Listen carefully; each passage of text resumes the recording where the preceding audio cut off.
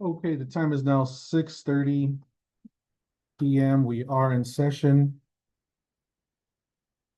Notice is hereby given that a regular meeting of the City Council of the City of Sandy Oaks, Texas will be heard on Thursday, July 10th, 2025 at 6:30 PM at City Hall, 22870 Priest Road, Sandy Oaks, Texas, where a quorum of the City Council will be present. All agenda items are subject to action. You can join the meeting at the Zoom link provided in the agenda. The public will be permitted to offer public comments in person, telephonically, or by audio as provided by the agenda and as permitted by the presiding officer during the meeting by signing up with the city secretary at least 15 minutes in advance of the meeting, if providing comments in person, and at least 2 hours in advance of the meeting by emailing the city secretary at cityofsandyoaks.com or by calling 210-607-0834 if speaking telephonically. An audio recording of the meeting will be made and will be available to the public in accordance with the Texas Public Information Act upon written request. Madam Secretary, may I have a call to order and a quorum call, please? Here. Alderman Walker. Here. Alderman Tremblay. Here. Alderman Rufino. Here. Alderman Fillinger. Here. City Secretary is present and City Attorney is present as well. Okay. Please stand for the Pledge of Allegiance. Pledge allegiance to the flag of the United States of America and to the republic for which it stands, one nation, under God, indivisible, with liberty and justice for all. Honor the Texas flag. I pledge allegiance to thee, Texas, one state, under God, one and indivisible.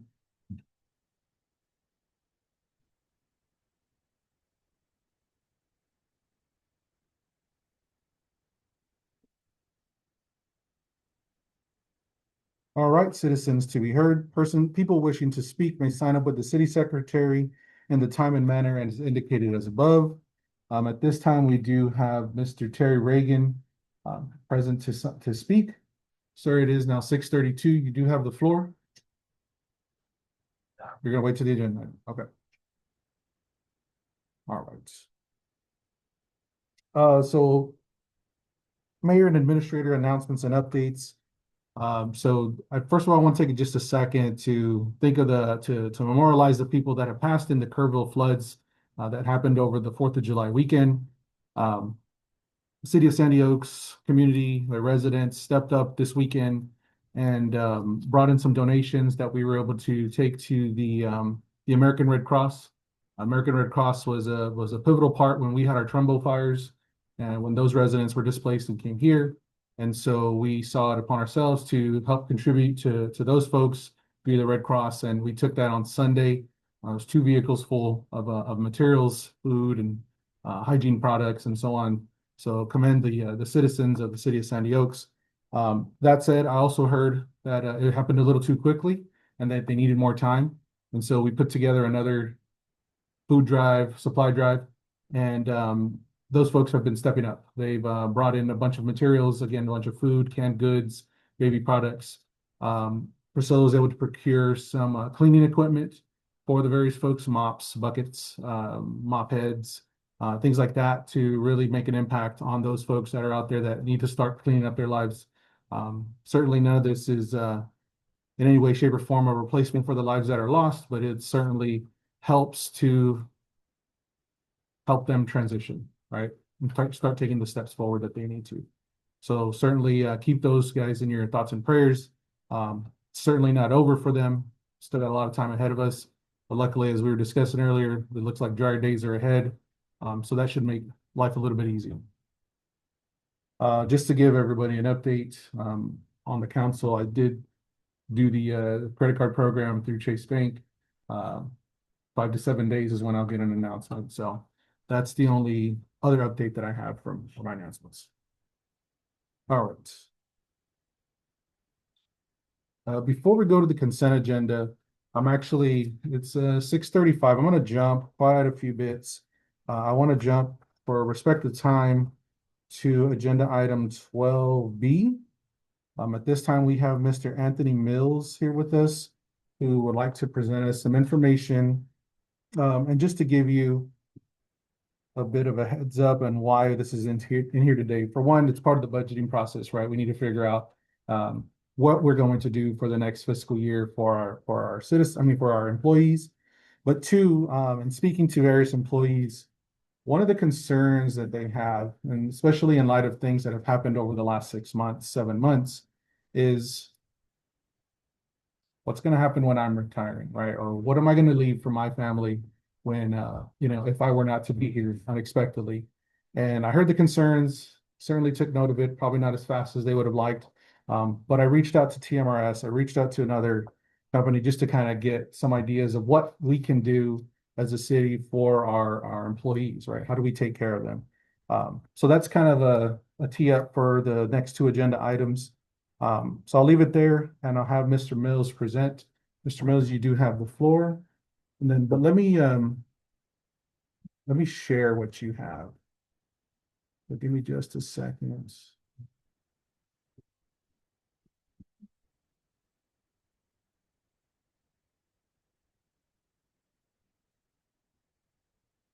And then we're going to be discussing the information in this packet, I assume, sir? Yes.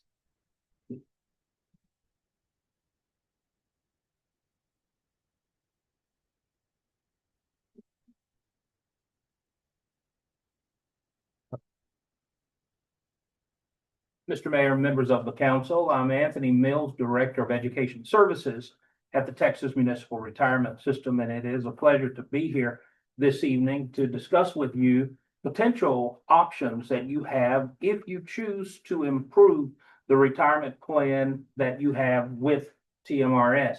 It was in January 2022 when the city saw fit to join TMRS, and I'll just point out to you, there certainly seems to be growth that's going on and demand for city services here in this area, because when you joined in 2022, you came in with 6 active employees. At that time, of course, no one had retired to start drawing a benefit. But to date, you have grown by 130% just about. You've got 14 active contributing employees in TMRS now, and you have 1 person who has retired and is actually drawing a lifetime retirement benefit from TMRS. The benefit that employees work to build here, I want to make sure that you understand the cash balance design that you have means that employees are contributing for a portion of the retirement benefit and earning interest on the monies that they pay in. That is one of the cash balances that will accrue until the person finally reaches the finish line to retire. That'll be one of the buckets of money that will convert to a lifetime retirement benefit. But it's not solely the employees' contributions and interest. It is also the city's matching ratio. The city chooses under the TMRS Act how much you're going to match. And when you joined in 2022, you chose the 1-to-1 matching ratio. In TMRS, the city does have the option to match at a 1.5-to-1 ratio or a 2-to-1 ratio, in addition to the 1-to-1 ratio that you chose when you joined TMRS. The contributions that the employees make, employees in TMRS can make a 5%, 6%, or 7% contribution rate as of today. Come September 1st, the most recent legislative session that just ended, the regular session, will bring on a new option of 8%. So employees, 5, 6, or 7%. And when you join, all employees, based on the ordinance that you adopted, pay in at the same 5%. So that's what's happening when employees start to build toward their retirement. Since 2022, they've been paying in the 5%, earning interest on their accounts annually.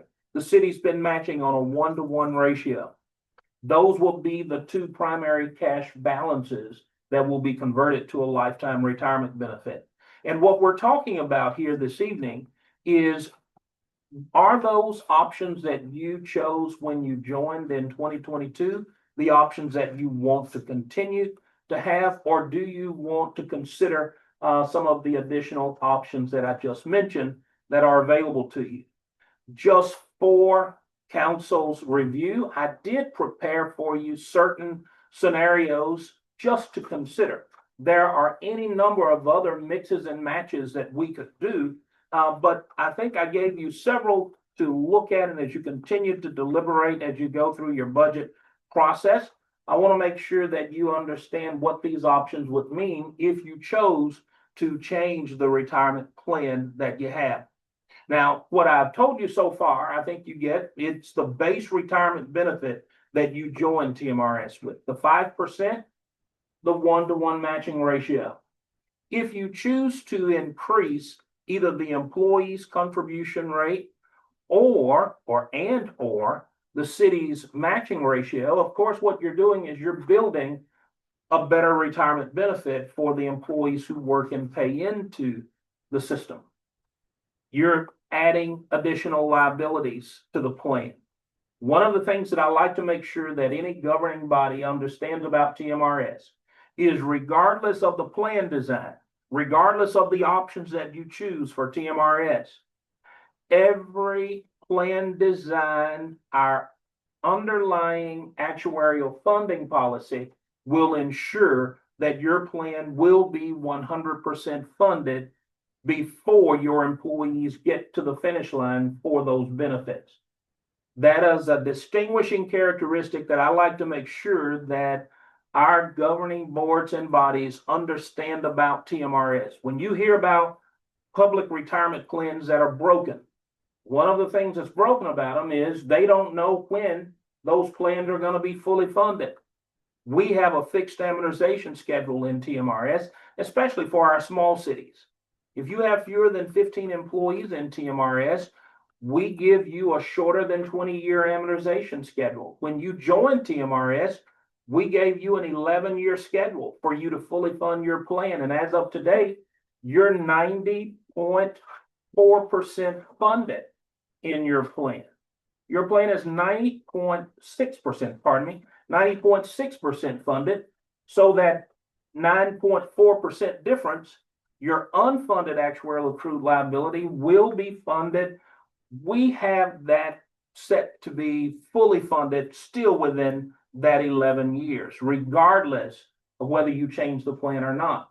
If you add new liability to the plan, that we're going to talk about this evening, that new liability will be added on a short amortization schedule as well.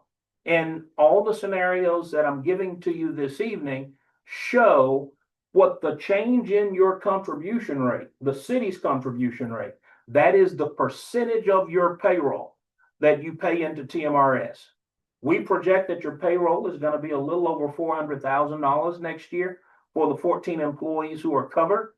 And of that, the percentages that you're going to look at this evening, you would pay that percentage into TMRS to make sure that you're on track to adequately fund the benefits that you would select. So that's what you're going to be looking at in the different plan design options. There's no need for us to go through every one of them because the logic is the same once we walk through one of them. So I wanted to present to you, when you look at the comparison of optional plan designs, I know that Mayor Martinez did include it in your packet this evening. In that comparison of optional plan designs, you have 6 different options that I've run for you. Again, let me remind you that these aren't the only options. These aren't the only ones. I could run different scenarios. If y'all get this, and as you continue to work through your budget process, none of these make sense, give me a call. We can look at different scenarios for you if it turns out that it's something that you want to pursue. Now, option number 1 is an option where employees, the highlighted 6%, shows you that that's the only change that you would be making to the plan. Employees would pay an additional 1% into TMRS. But like I said earlier, any increase in the employee contribution rate, the amount that the employees are paying in, is going to mean that the city, even if you don't change your matching ratio, you're still matching on a 1-to-1 basis, but now you're matching a little more money that's coming in from the employees. All employees who pay in must pay in the same percentage. So if it's a question as to, well, we got some employees who are interested in improving the retirement plan, but not everybody. We understand where you sit square in that intersection of trying to figure out what's the appropriate level of benefits and what everybody can afford to do. And, you know, our employees all on board with taking more out of their paycheck to contribute toward retirement. That's something for y'all to figure out locally. If you decide, though, that you do want to increase the employee contribution rate, 6% employees are going to pay in just as they do now on a pre-tax basis. So it won't be quite a 1% reduction in their take-home pay because that additional 1% comes in on a pre-tax basis. But that improves the retirement benefit in and of itself. How much does it cost the city? Instead of you paying in the 2.7% of your payroll, you would pay in 3.27%. When you look at option one and at the total contribution rate, you can see what that actually means. Your unfunded actuarial accrued liability goes from $9,400 up to a little over $11,400. All right. Included in the packet that I brought to you this evening, and it's not for you really to look at tonight, but I did want to make sure that you had it so that you could review it. It's a reconciliation of your plan from last year. Every year we do what we call evaluation of our system-wide assets and liabilities. Every city in TMRS gets a valuation, and your rate letter is Sandy Oak's valuation, where we reconcile the assumptions that we made about what would happen with your plan experience. How many employees would come to work here? How many employees would terminate and draw a refund and forfeit any future retirement benefit if they do that? How many employees would actually retire and start drawing a benefit? And how much would those benefits be? All of that is looked at every year, and we reconcile the assumptions against what we actually had happen, the actual plan experience. All of that is shown in the rate letter that I included this evening. And on that cover letter, it shows you that your rate currently is 2.76%. 2.76%. And I just mentioned to you, when you look at your unfunded actuarial accrued liability, that it is $9,400. Well, if I tell you what your unfunded actuarial accrued liability is, I should also tell you that the way that you get to your 90.6% funded ratio, we have to look at the assets that you've accrued so far. And inside the rate letter, you would find on page 1, it's the official page 1, after you go past that intro cover letter, on your executive summary, right there in the middle of the page, you can see that the actuarial value of the assets that you have on account, $91,000. And you've got in total liabilities, when we look at the 14 employees who are covered, total liabilities for your current plan, a little over $100,000. So that's where your difference is. That's where that $9,400 comes from. That's the remainder that you're going to eventually fully fund. The dynamics are this: if y'all make a plan change, your assets are still what they are. They haven't changed. But if you change the plan, you're going to change the liabilities. And then you're going to change the funded ratio. So what you're looking at on that comparison of alternate plan designs that I showed you earlier, in option 1, you see how it changes that unfunded liability. And you see how it changes that funded ratio.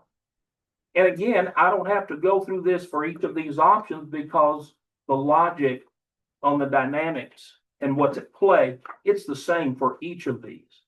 Now, Mayor, this would be something for y'all to really figure out what makes most sense for you. But looking at option 4, I believe, is one that was considered. A 7% employee contribution with no change to the matching ratio or anything else takes that rate, it's a little bit higher, 3.78%. And the employees are paying in a little bit more. You're getting a little better retirement benefit. And the dynamics are all the same. It is something, though, that I should mention to you that is a little different. When you start moving the employee contribution rate along with or separate from the matching ratio, now you're starting to talk about that second pot of money. When that city matching ratio starts to move, you'll notice that those dynamics look a little different. You're starting to really improve the retirement benefit itself. When you look at option number 2, you can see how it changes that rate up to 7.54% of your payroll. And the unfunded liability, a little over $21,000. Your funded ratio moves to 80.7%. And if you were to adopt this feature called updated service credit. Now, before I say anything more about updated service credit, I want to say this. It is the hardest thing for anybody to explain about TMRS, bar none. It doesn't even come close. It is the most complicated concept for somebody to wrap their minds around. But here's what it is. It's an optional feature that if a city improves its retirement plan, that's usually the first time after they've joined TMRS that they would ever consider adopting it. And for a small city, you don't necessarily have to adopt it on a repeating basis. And what I've run for you in these studies that have been included in your packet, it's showing you the repeating option for updated service credit. With that said, a city could adopt an updated service credit on a one-time basis, an ad hoc one-time basis. And then years later, where you see fit, adopt it again when you see fit. But it doesn't have to necessarily be repeating. If you do put it on a repeating ordinance, that doesn't mean that a future council couldn't say, well, we don't think that this percentage is right. We'd like to lower the percentage from 100% to 75 or 50%, or we'd like to turn it off altogether. They could still do that. That would be a lever in the toolkit for any future council if there was concern about controlling the cost of the plan. The reason this particular provision matters when a city is improving its plan, everything that I've told you so far, if y'all were to improve your employee contribution rate and or your city matching ratio, it would be prospective. It would be from that point going forward. All right. You make it effective January 1st, everybody starts to pay in more or get a higher matching ratio if you change it. Going forward, there's no look back. But what this updated service credit does is it looks back. It looks back. And here's what happens. You recall I've mentioned to you that we're a cash balance plan. The employee's money and interest, and then the city's matching ratio. Those are the two balances that we turn into the lifetime retirement benefit when a person retires. If you were to add the updated service credit after you've made a plan change, an improvement, what the updated service credits formula is going to do is we're going to come up with a person's average salary that they have earned most recently. And then we're going to take that monthly salary and hypothetically go back to the beginning of their career in TMRS. All right. And then we're going to hypothetically suppose, well, what if that person had always had, let's just say, you go 6%, 2-to-1 matching ratio. And then what if that account had grown at 3% interest annually? What would that person's total reserve look like instead of what it actually looks like? Well, the difference between the two is the updated service credit. So if you have an employee who's got a total reserve of, let's just say, $30,000, and this updated service credit calculates $40,000, the difference being $10,000, if you grant a 100% updated service credit, they get an additional $10,000 credit towards their retirement.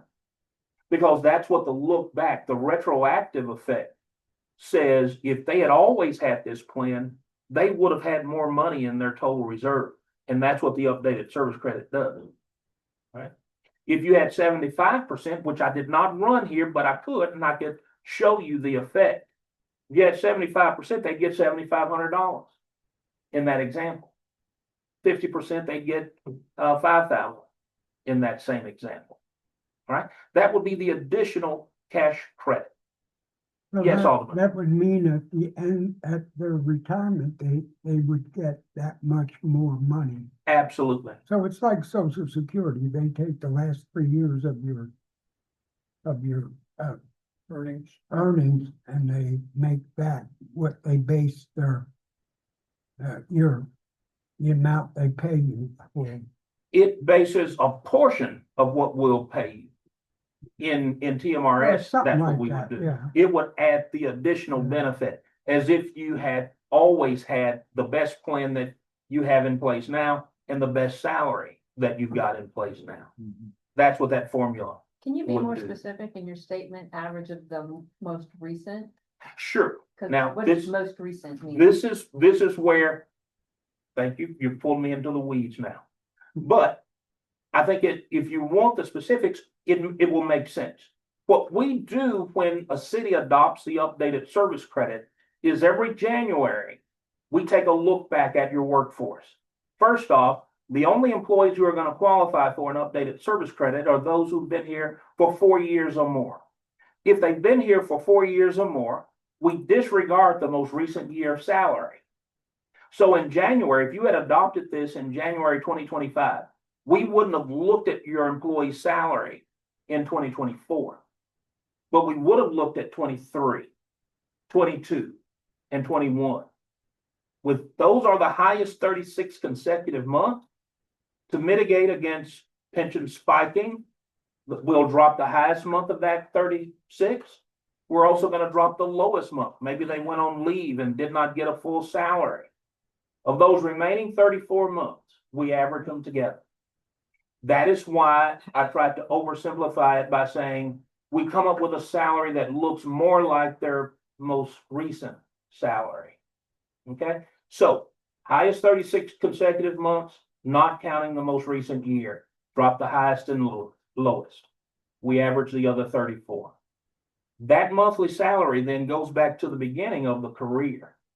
And we hypothetically suppose that they pay in at whatever the current employee deposit rate or contribution rate is. So that's where if you've made a plan improvement, it starts to improve what the hypothetical calculation is going to be. All right. Then we assume that you have whatever matching ratio you've got in the current plan. And then we assume that that hypothetical account accrued interest at 3% per year.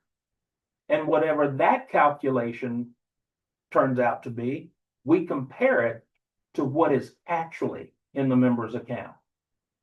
And it's the difference between those two that becomes the credit that an employee can get.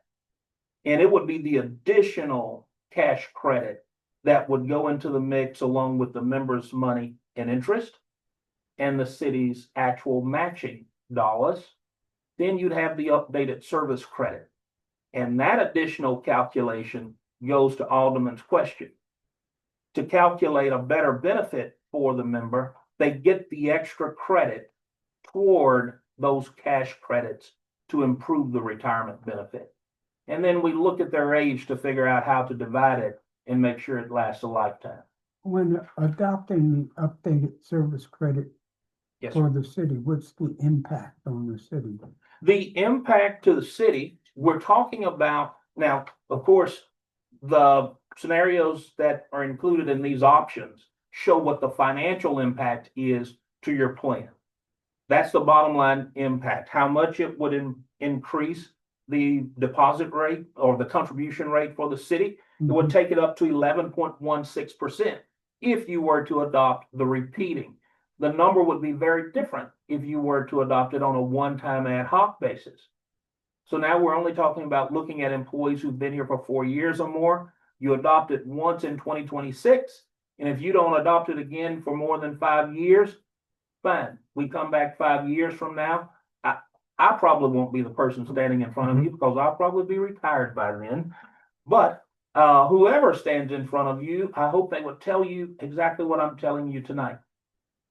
When a city adopts this type of provision on an ad hoc basis, we really want them to be a city that's going to adopt this on a fairly infrequent basis if you do it on a one-time basis. The reason that I ran it for a repeating basis is in TMRS, we want cities that want a feature like this to be a consistent part of your plan to advance fund the cost. And that's the impact that I want to make sure that we did not get the city behind in the way that you fund your benefit. If you're going to come back just a year or two later and say, hey, we want to adopt that updated service credit again. Well, you missed out on funds that would have gone toward your TMRS plan that could have been earning interest. If you did not advance fund that, now it costs you more down the road than if you had been advance funding it. So that's the real bottom line impact as well. Now, again, if it turns out that it's something that you all want to consider, I would certainly like to run for mayor. And Velma, I'd like to run for you additional scenarios so that you all could look at it and discuss that as you continue to go through your budget process. Okay. Now, I want to make sure that the rest of the packet that you got, everything that I've talked about this evening, and the levers that you have to improve the retirement benefit for your employees. You get what the dynamics are, how it would change what the city pays into TMRS and what it would actually mean to the employees. Inside your packet, I wanted to make sure, because I think that elected members want to be able to look your constituents in the eye and tell them, you know, we've done our due diligence when we've looked at what is the appropriate level of benefit for the folks who serve this community. And we think it's responsible. We think it makes sense for Sandy Oaks.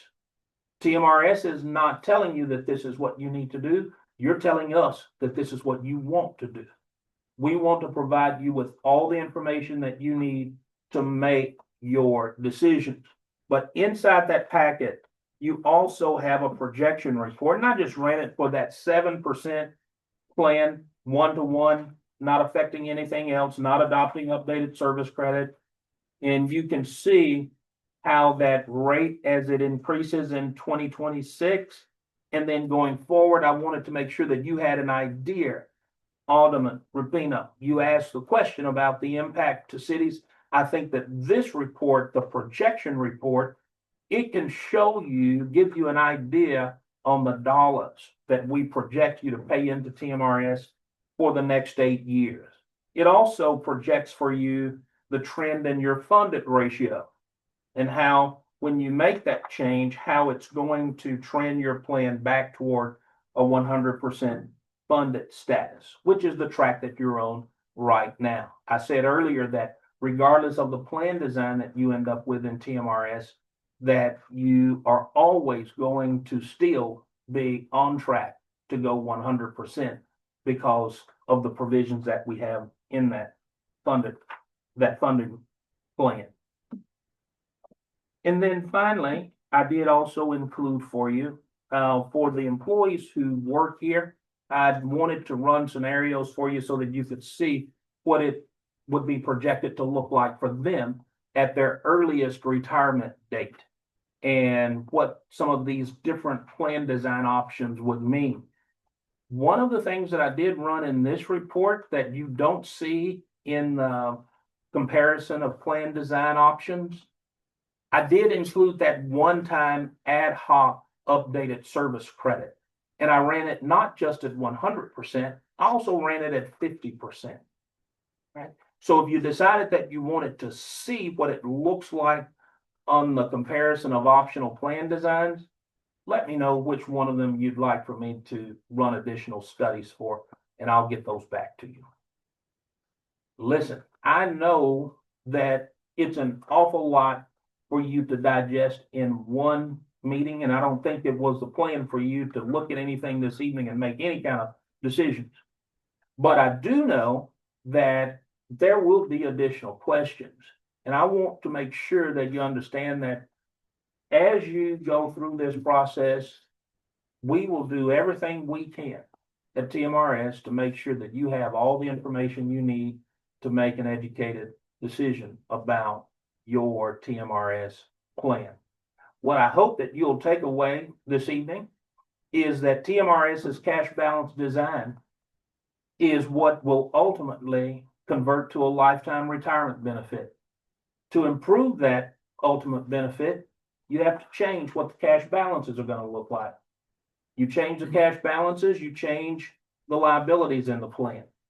TMRS, we have an actuarial funding policy that ensures that whichever one you choose, we're still going to trend you back towards 100%. We're very transparent in what those liabilities would look like. But we also have that fixed amortization schedule to ensure that you're going to pay for it before your employees become eligible for it, right? That's what I want to make sure that you take away this evening, and keep that in mind as you consider any of these options. And with that, I want to open it up for any other questions that you've got. Just a quick question. So this is service years and months. That Yeah. is how many more years they have? That's the years and months that they've got in the system as of their retirement date. Okay, And just so that y'all know, because y'all don't look at TMRS every day, for an employee here at Sandy Oaks to qualify for retirement benefit, they can qualify two different ways. At age 60, if they're vested with 5 years of service or more. So age 60 and 5 years of service is one way. And the other way would be 20 years of service credit in any age. They're eligible to retire. So what you're looking at, if somebody has fewer than 20 years, they're 60 or over. Or they may be somebody that has another account in TMRS somewhere else that's still active, or they've already retired from a different TMRS city. If that's the case, then they could also show up in here with fewer than 20 years of service.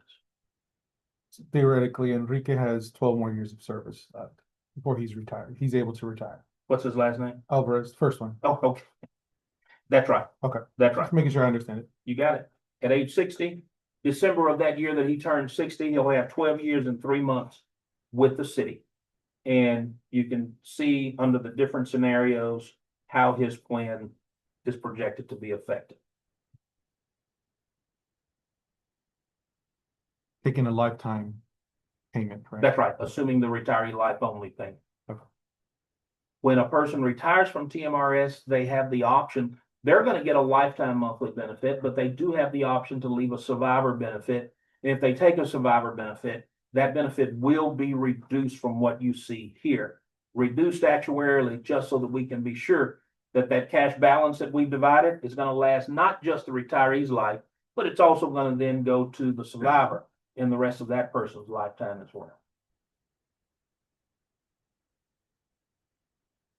Any questions? So as far as the plan, all the employees have to agree on the same Well, percentage. I that, think that's. They don't What I have- got from you at the beginning. they don't necessarily have to agree on it. If the council decided that all employees who come to work for Sandy Oaks are gonna pay in at 7%, All employees That's have to pay the same amount, whatever we decide it is what That's he the meant. question, Yeah, yeah. that's, yeah, but the way you phrased it, was So- they had a choice. They don't have a choice. They don't have. a We choice. make the It's- decision They all be the same. and they all have to be the same. That's what- That's- Yeah, I Yeah, understood that's your what I question. meant. yeah, no, there's no tiers, tiered plans. Yeah. You can't have some employees paying in at 5 and others paying in at It's not 7. like the federal government where you get to pick how much you're gonna Right, that's- contribute. Here, we that's decide right. what we're gonna make them do. We can ask them though. Yes. Is what I would recommend to, Yeah, and that's where I was headed. so.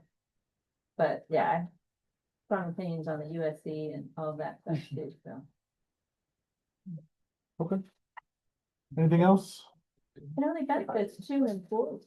So why Mr. bother? Mills? Well, that's 2 employees today.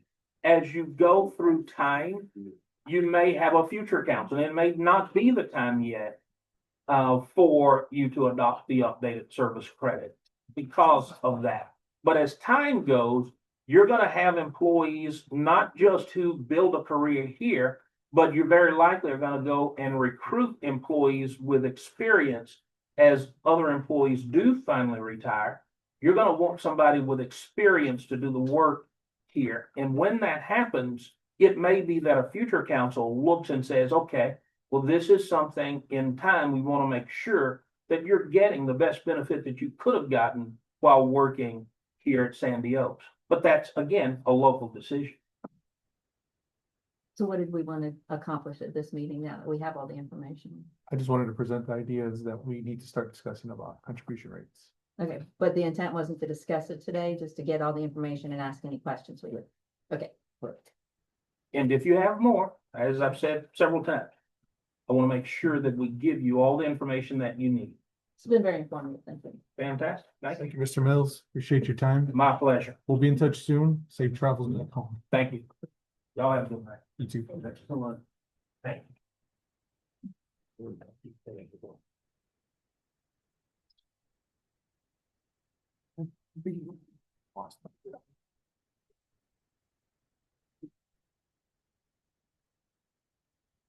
Okay, so then let's go ahead and move on to 12A at 7:11 p.m. We have Haley on the phone. Can you hear us, Haley? I can. Can you guys hear me? Yes.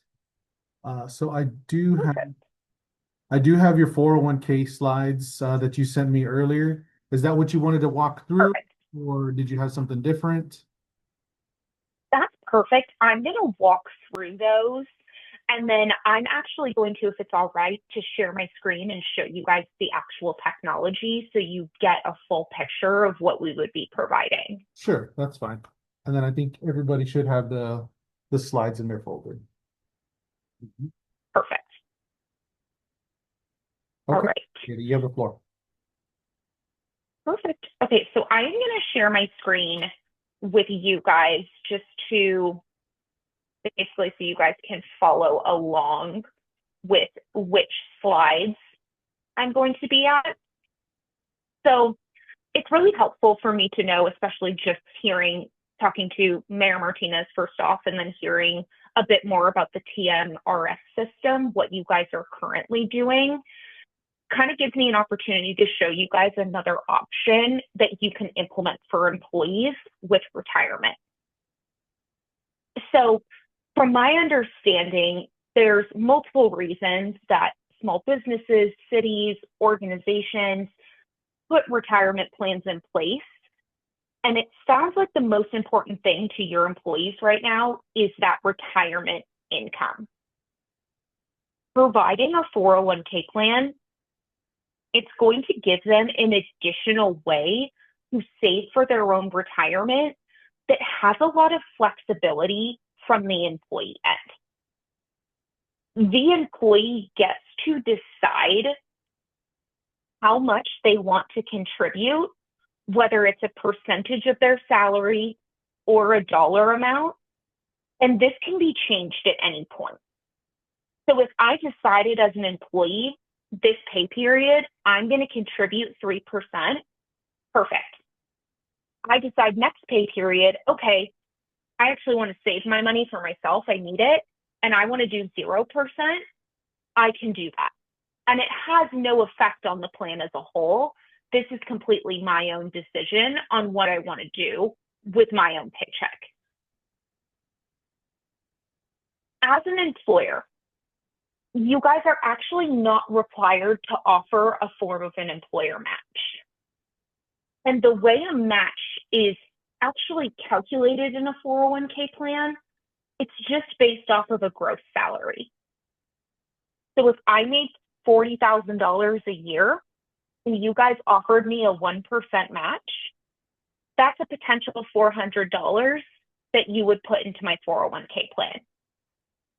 And the reason I say potential is because a match in a 401k is a give to get benefit. So I have to contribute at least 1% to get your 1% match. If I decide to contribute over 1%, that's 100% fine. I can put up to 90% of my earned income in, but you guys still only offer me 1% of my salary. Okay, before I move on, any questions about that? So just clarification point, the employees Yeah. have the decision to decide how much to contribute, correct? Up Yes. to, up to their legal limit based off of their age and when they're to retire. Yep. Okay. Okay. Exactly. Yeah. And so I can go through some of those limits now, actually, because there's a few different buckets that feed a 401k. First of it being your employee contribution. These limits typically go up every year, but for 2025, if I'm under 50 years old, I can do $23,500. And if I'm over 50, I can do $31,000. So all in all, a pretty big chunk of money can go into your plan. And of course, there's no need to hit these limits. This is just where you're going to cap out. And ADP, if you did get to your maximum, we actually turn off your contribution so you don't over contribute. Next portion of funds that go into a 401k is via the employer contribution. So I'm just going to use that example of $400. So let's say as an employee, I put in $2,000 a year. My match came out to $400. Now I have $2,400 in my 401k, which is mine to invest and do with what I please. I choose my own investments within my 401k, which you guys are going to be able to see in more detail when I show you the technology and how that actually works. So what I'm going to do now is I think it's going to be more impactful for you guys to see the actual ADP technology and what the benefit would look like for each participant. So let me pull this up. And I'm going to show you guys what it looks like on the ADP app. This is available on the desktop as well. I'm just going to show you the app version. But since you guys already use ADP for payroll, every single employee already has access to this. This is where they view a pay stub, pull a W-2. If they needed to change filing information, like they get married, they can do this within the app as well. And what makes it really easy is their retirement's actually single sign-on. So you don't need to go into a different website. You don't have to create a different account somewhere else. This is all within ADP.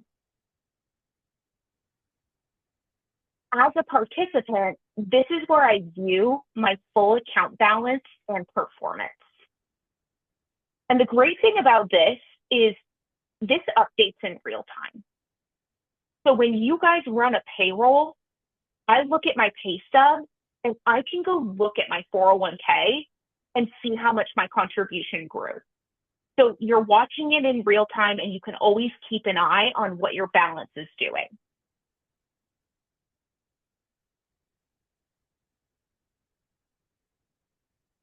Contributions, they have two options. They're going to have the pre-tax option, which is going to lower their taxable income today, or they can do a Roth option.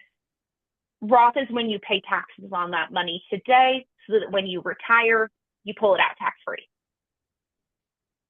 You can do one, you can do both. Doesn't matter. This is truly completely up to the participant. And I can do a percentage or a dollar amount.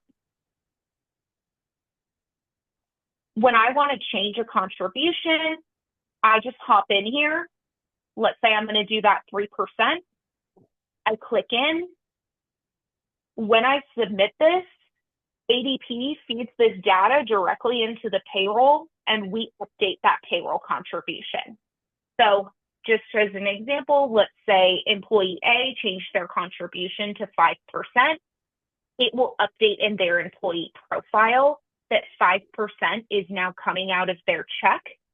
We calculate that, so that it's in the payroll reports and it shows in the 401k as well. Okay, before I move on to what investments look like, anything that you guys want me to clarify so far? No questions. You can continue. Okay, perfect.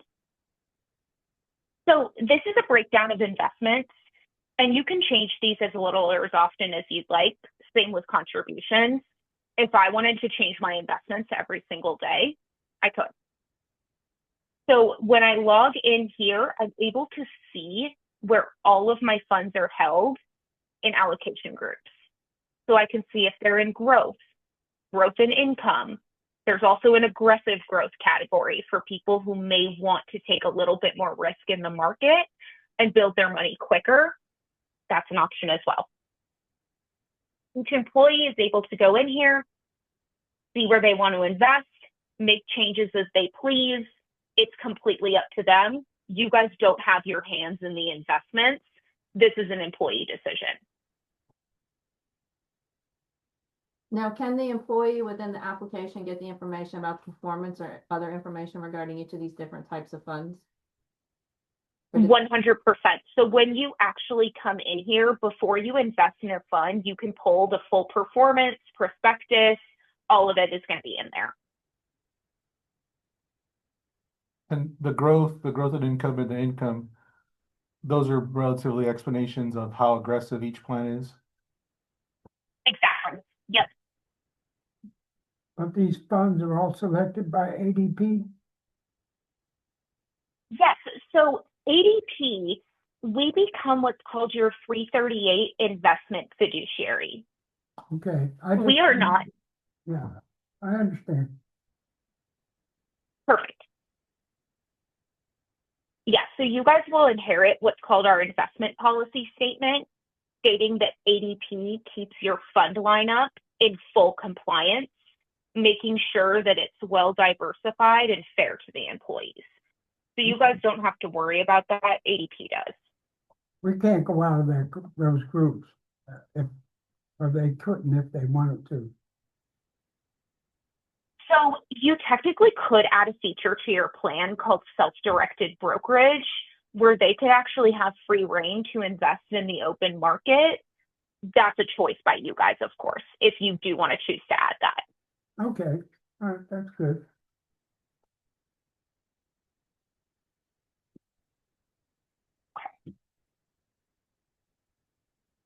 They're going to have the opportunity. There are loans and withdrawals allowed in a 401k plan. So a retirement plan is a long-term investment tool, but as we all know, like, things tend to happen and you may need to pull money from your retirement account before you're ready. The loan is allowed and emergency withdrawals are allowed. So this is possible. Participants can access their money before retirement age. If it's a loan, they do have to pay it back with interest. That's just important to know.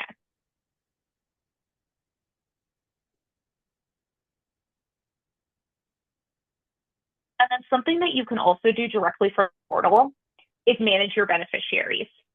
So I can come in here and put exactly who I want to inherit my 401k plan if something happened to me. I can choose one person, 2, 3 people, and allocate it however I choose, but you can always decide to change this if you choose. So this is what it looks like. You can add your beneficiaries and change them as you please.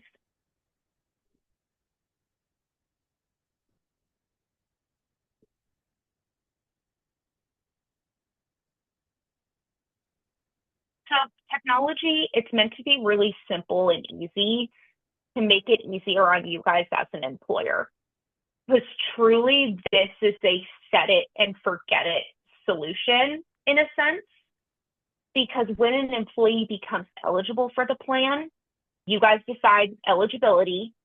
ADP actually is sending enrollment information and instructions directly to them.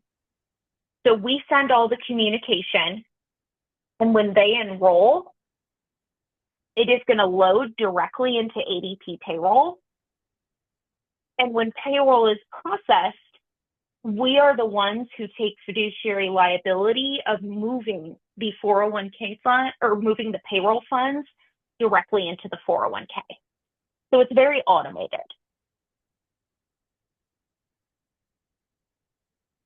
Would y'all be able to assist like with the rollover from TMRS to ADP? Yes. Yes. So that's also in the ADP app as well. If you wanted to do a rollover, there's a rollover form in there.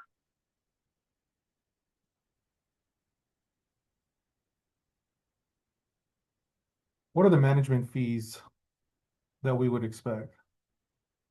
Yes.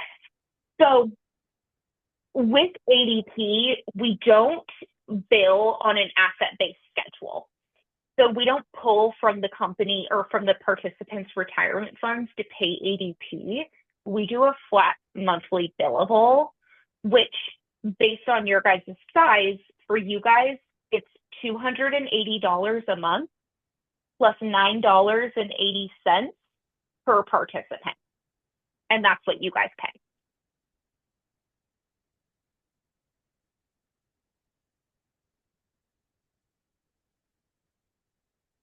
Got it. And that bill would come directly from ADP, just as your guys' payroll fees do.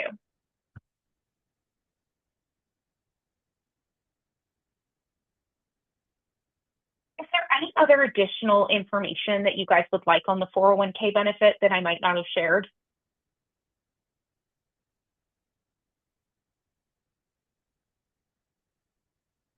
Looking through my notes in 1 second.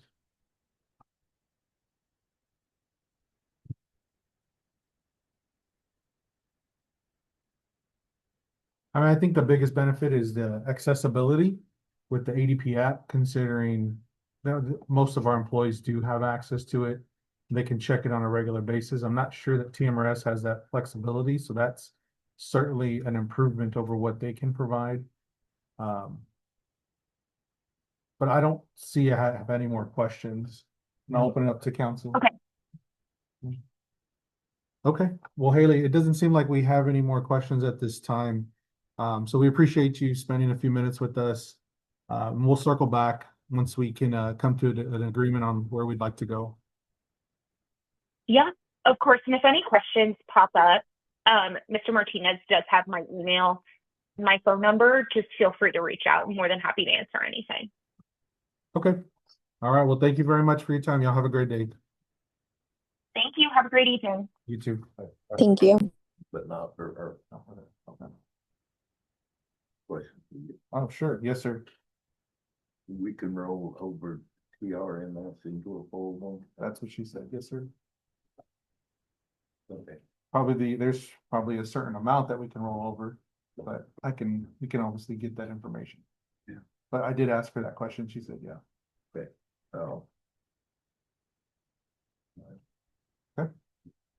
All right. Let's bring it back to the beginning. No, let's just hold on. Let's call it a day. Yeah, we're already. Consent agenda 5, council, what do you mean? Let me read it. Consent. Yeah, let me read it.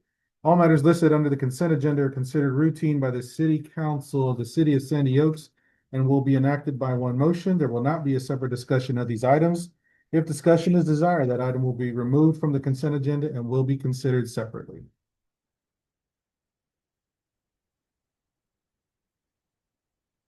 So I have a comment on both of them, so I think they both need to be discussed. in one of the sessions. Okay, you want to make a motion to remove them? I make a motion, I You make, don't need a motion to remove them. If one person questions it, it has to be removed and we have to have a separate discussion. We don't need to vote on. We don't. you are correct, absolutely, Okay. thank you.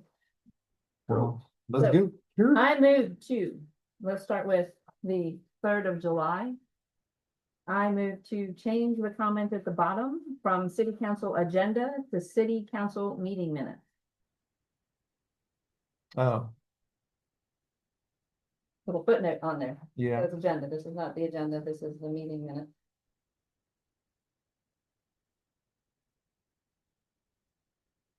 Okay, since we specifically, that's another thing, Yes, I moved to make that. we considered that.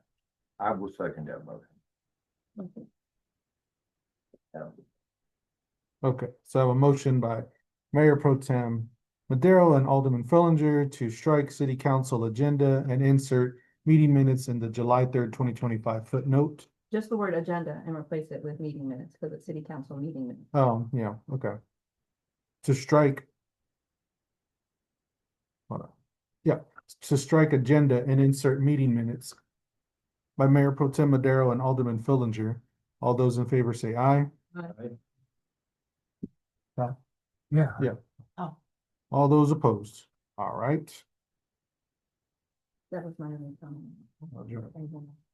Sorry. We have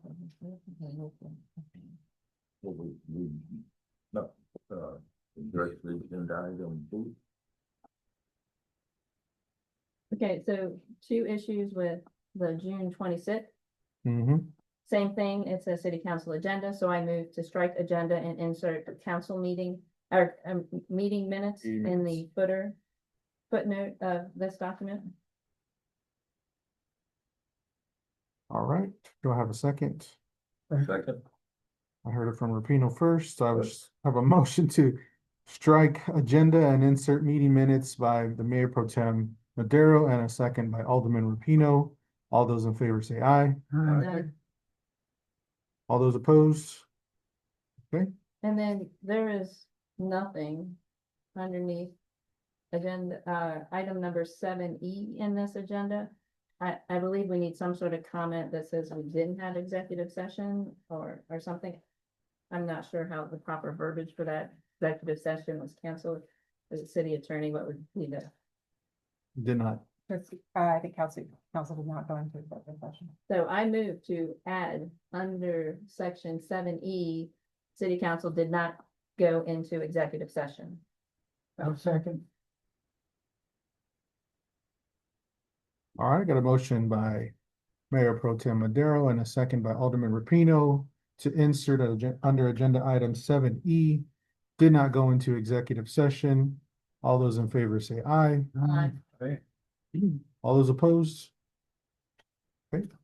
I move to accept the consent agenda as amended. Second. We got a motion by Alderman Fillinger and a second by Alderman Rapino to accept the consent agenda as amended. All those in favor say aye. Aye. All those opposed. All right. Moving right along.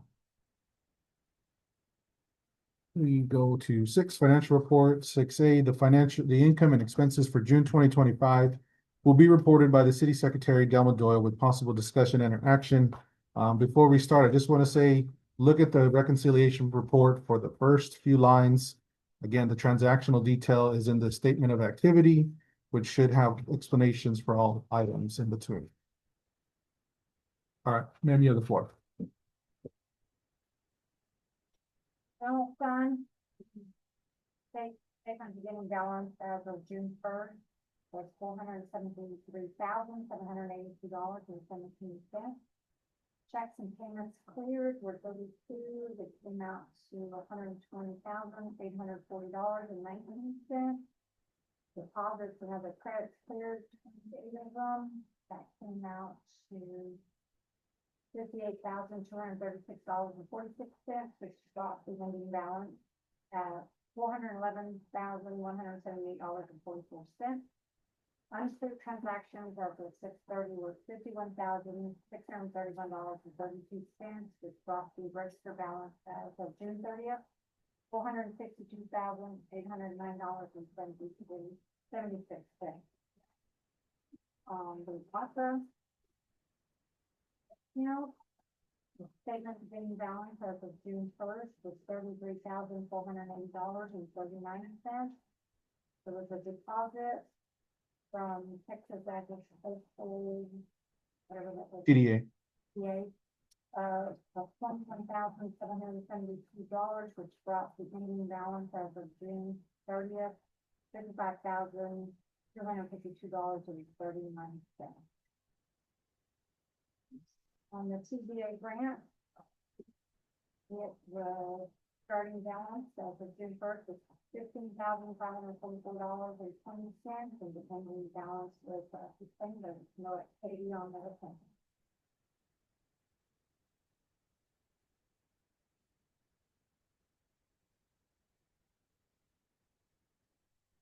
So what is this Texas agricultural deposit? So we've talked about it previously. So the TDA has the wrong account number.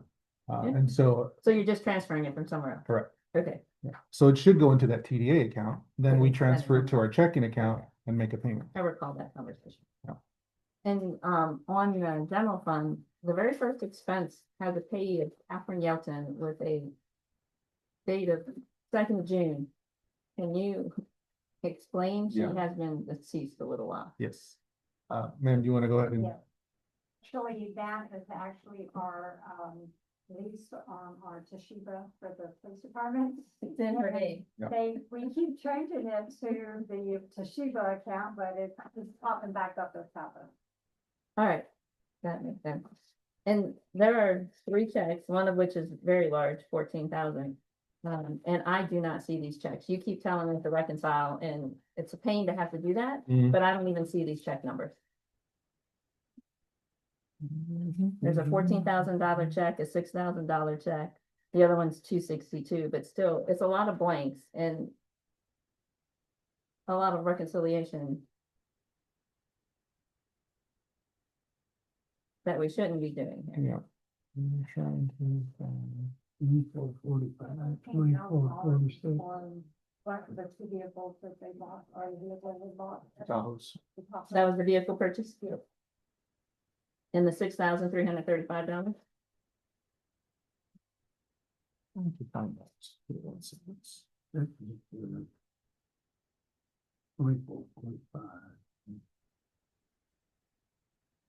That was on June 17th, so it was the same day. I'm just trying to find it. Give me 1 second. Well, that amount. Give me 1 second. I'll pull it up. Was, It's just a lot of information not in here. you know, None of your deposits have an explanation either. In the statement of activity. In her report. And yeah, and like I said, that's, the reconciliation report's not gonna have it. For whatever reason, I can't get that information to transfer. You need to get Willie. We've tried. I mean, I'm not cutting you off, but you don't know how much time we spent. Find it difficult to accept a report that's not completed, and if you can't complete it, then why give it to us? If this you claiming has all the information, which the fact that it's missing these 3 checks proves it doesn't. If you can generate this information in a report this way, so it actually includes everything, then just don't give us this blank information. 'Cause this is, We have to give you a reconciliation. What don't, I've explained that to Okay. you. We have to give you the reconciliation. Now, whether it has a missing line or explanation, again, we put it in there just as you can see the Catherine Yelton. We know it's not that. We changed it. It's in the system as something else. The 2445 was to the state comptroller. Which is 66,335. And then what was the other check? it's, on the 12th of June, 2444 for $262.22. 1 second.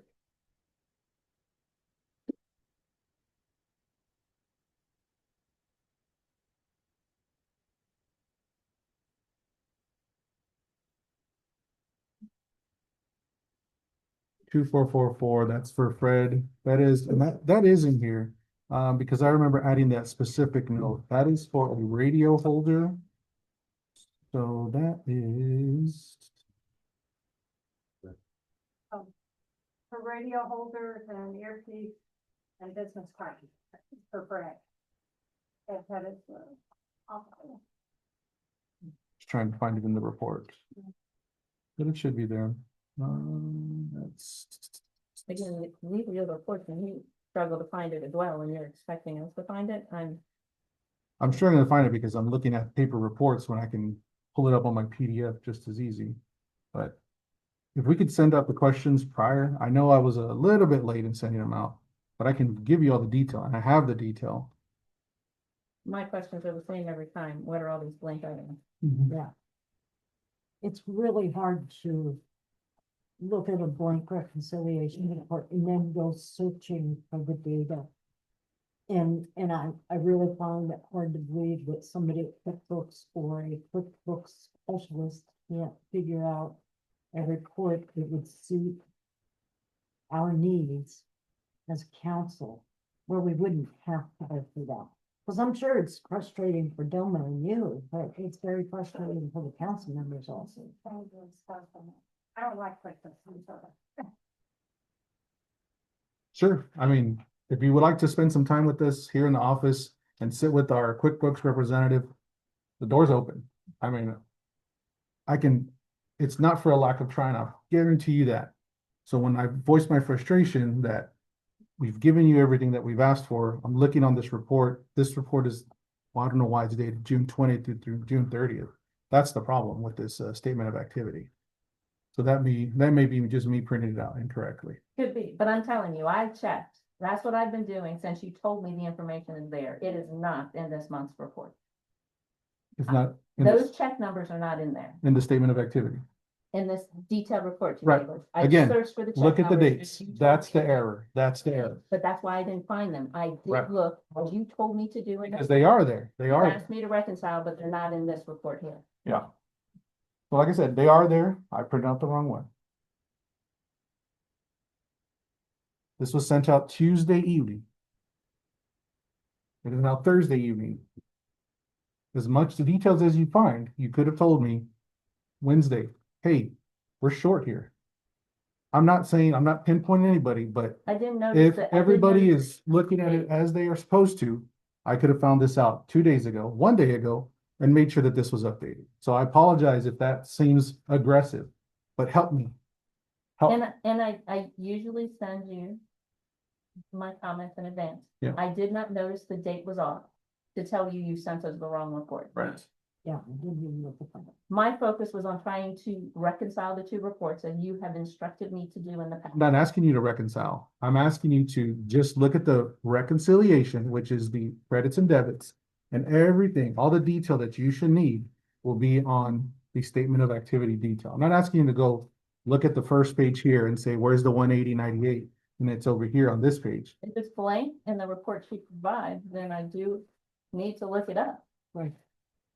And if you look at the digital version, all to do is a Control F 180.98 and it's there. Most So of the again- time, yes, but not this week, Because of what? Because of the date. because you provided us the wrong copy. I provided a incorrect copy, correct? So again, if anybody would have told me 2 days ago, hey, this report is wrong, I would have gladly reprinted it out. But again, if you're not going to assist me in trying to provide you what I need, please try not to be so critical, okay? Come in and help. Stand here with Delma. Go through the QuickBooks reports. Let's look at them. Be accountable to your to your citizens that you represent. And it can't just be me, and it can't just be Delma, right? We all have a part of this. So do what y'all like to do. If you want to postpone it because I can print out the next one, sure.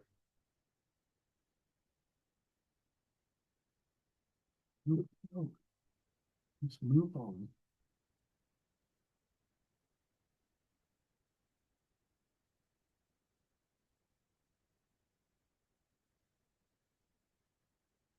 We can't sit here in silence, guys. We gotta move on. So make a motion, or let's go to the next object.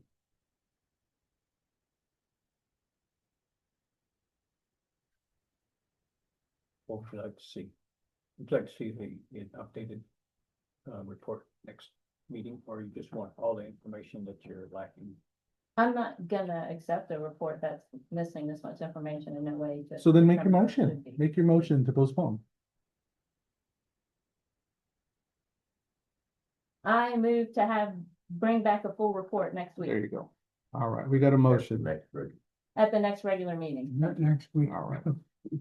And do I have a second? I'll say, All right. Good. We have a motion by Mayor Pro Tem Madero and a second by Alderman Fillinger to postpone the discussion of the income and expenses for June 2025 till the next regular meeting. All those in favor say aye.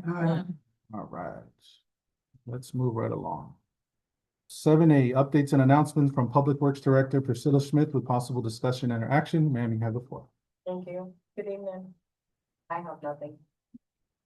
God I bless would you. like to talk about the federal surplus donation, but we'll be delivering that tomorrow. Uh, Amazing, amazing donation. So, You got donations? Or A you're lot. giving donations? Oh, no, Texas federal surplus donated a lot to the city of San Diego. The library? We have, cots, probably 50 cots, mop heads, probably 40 plus mop heads. We have mop buckets, the industrial ones, the big yellow ones. There's probably 100 of those, if not more. This is stuff you're taking to. It's all loaded out there on the truck and the trailer right now, ready to go. We got bundles of towels that were donated as well. They're not bath towels, they're just regular hand towels to do a lot of cleaning. They donated Clorox wipes, and the city purchased some cots, they're brand new in a box, and they come with little pads. It was asked if we did have any cots from, an individual in Kerrville that we taking these donations to, because they were asking. So I'm very excited to take these donations down there. So it's a lot. I have a question, man. Yes, sir. These goods were donated to the city of San Diego? That is correct. And the reason is it's that it didn't cost us anything. These are, kind of disposable goods, is not stuff that we have to get with the city attorney to then later, like, have to be accounted That's my for. question. And no, the city is not gonna be held accountable for any of these items. This is just something that Texas Federal Surplus was just donating to the Kerrville. But of course, they need to put something on paper, so they put it the city of San Diego, and they know that everything that's on this truck and this trailer is going to Kerrville. And you have an inventory? Yes, sir, I have inventory of all of the documentation. Consumables, probably not an issue. That is what it all is, sir. Cots are not consumed. That she, And we need, But- we need to, I'm not the city paid going, $120 for the cots, and I did make that's an invoice for $120. We bought brand new cots that are in the boxes. Yes. And it cost, and they gave it to us dirt cheap, $5 for 3 brand new cots in one box. So we paid $120 today for Keep a paper trail. 24 boxes. Delma has all the paperwork. We have an invoice that'll list everything line by Yes. line. well, while we're discussing it now, and I'm not, I'm not by any means against what we're doing. But do we need to make a declaration that the $120 worth of stuff is surplus to need the city and donate it to Kerrville? Does the city attorney consider those consumables that we don't need to do this stuff? The COTS is what I'm unsure about, but then if it's going directly to Kerrville, Mhm. not even, it seems like a. It Well, I was like think- we bought them from Kerrville. If I may address it, I think the mayor is our city emergency management, chief, can make that emergency decision and bring it back to reconcile with the county, with council, and then we can approve your action. The surplus, okay. Can we do that? I think we Yeah, if can. it's not something that, I don't think it's anything that needs to be And done that today will- regardless. Yeah, that will take any question away as to the correctness of it. I'm sorry, but reading local and national news, Mhm. some people are really looking far and wide to be able to bring someone to task about the activities in Kerrville. I mean, it's an emergency, but at the same time, we need to keep a clean slate. So, Agreed. But we have good records of what was donated, so we Okay. can bring that up in the next Very good. council. but I You're good. have no more questions. You're good. Get rid of it tomorrow. Okay, Yeah, yeah, that's all I needed to know. yeah. And do I need to get anything from federal surplus? They gave us the invoice, which lists out exactly what they gave us, Yes, so no. I think We're- that- Yeah, I don't need anything you're good, else. you're good. okay, Yeah, 12 o'clock. Okay. So that said 12 o'clock, she's leaving. So if you have any supplies or anything else to donate, get it in before 12.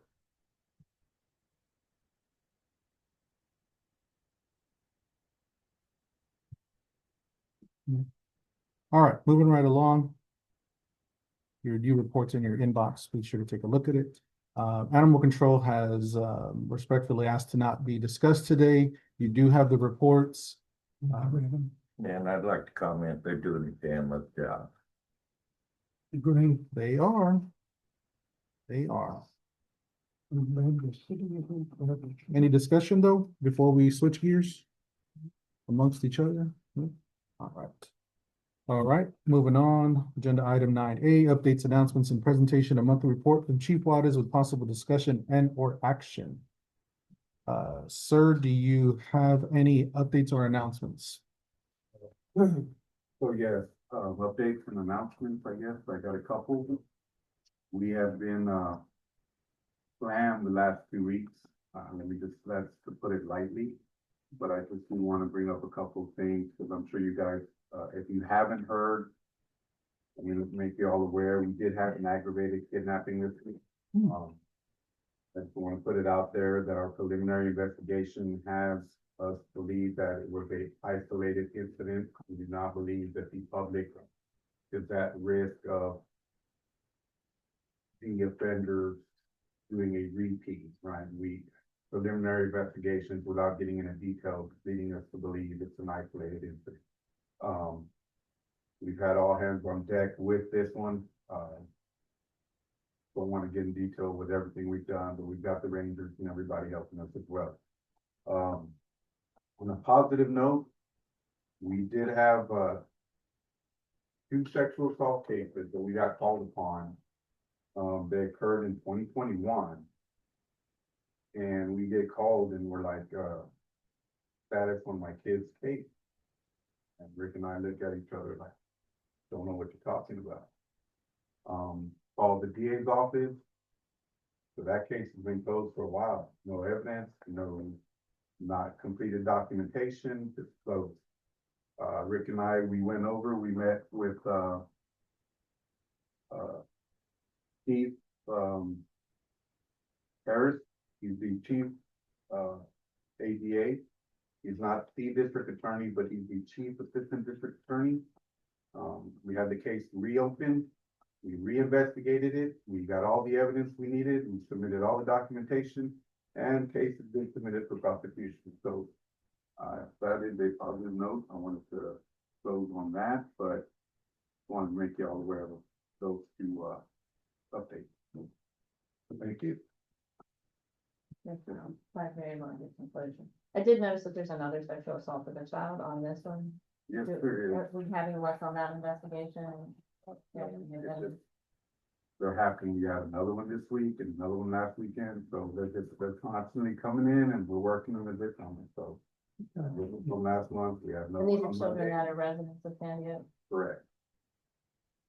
We have another one on Monday and we have another one last weekend. So, that's from last month. We'll have some for next.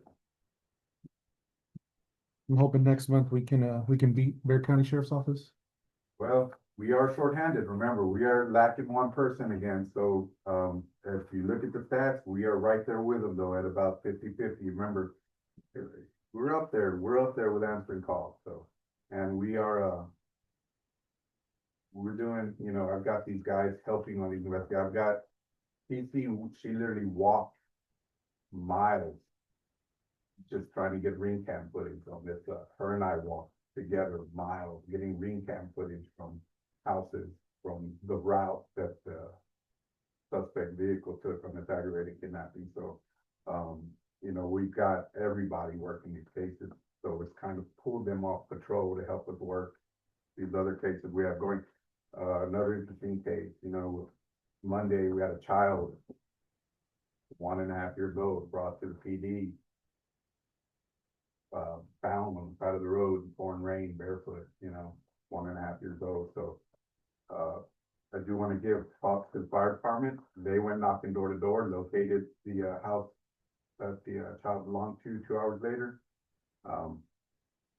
Parents did nothing wrong, so I don't want to make that assumption. Parents were at work, left them in the hands of babysitter. Babysitter did something wrong, not the parent. So let me clarify that, but parents were very distraught at what happened, but the child was left alone for at least 2 hours that we had him in the custody, so. But fire department did an excellent job in helping us out in this case. That was also this Monday. We have been slammed, I can just say that. Guys, no work. Welcome to summer in San Diego. Right. How are things going with attempting to fill that vacancy? Had an interview and, turned it, he's not gonna come. He's not gonna be able to come for the salary that we put up. So. Mayor, have we considered some of our previous police officers that have left? I was talking to somebody at the park about previous officers. Magny was one that was brought up for discussion, and he reached out to you not long ago. He did. I don't know what he's did, doing now, but he reached out to Corporal Castillo to get in touch with me. Another person I'd like to bring back to the table as an option again. The one that we had spoke about with you and Ms. Alvarado that we had spoke about that one time. He's still available. I think he'd be a great asset. There's several options, I guess, that are still open, but I've not reached back out to them until I speak to you guys about that first. So which one was Magny? Magny was way before your time, and he was right as I was coming in. That's a big guy. Yeah, and from my understanding and talking to Castillo at the time, it was more of he didn't agree with the previous chief, it was a lack of effort. Personality conflict. Personality Yeah. conflict. Okay. I Because think we had another one that quit and got a job somewhere. else.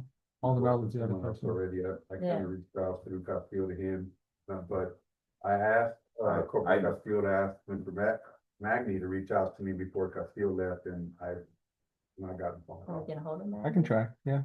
Okay, And then let's Maldonado. get back on our. agenda. Okay, yeah, yeah. Personnel, and we need to Yeah. stop. Okay, So pursuing no option. any other questions for Chief Juarez? No. Okay, all right. Thank you for the job you're doing, chief, and please pass that on to all the people.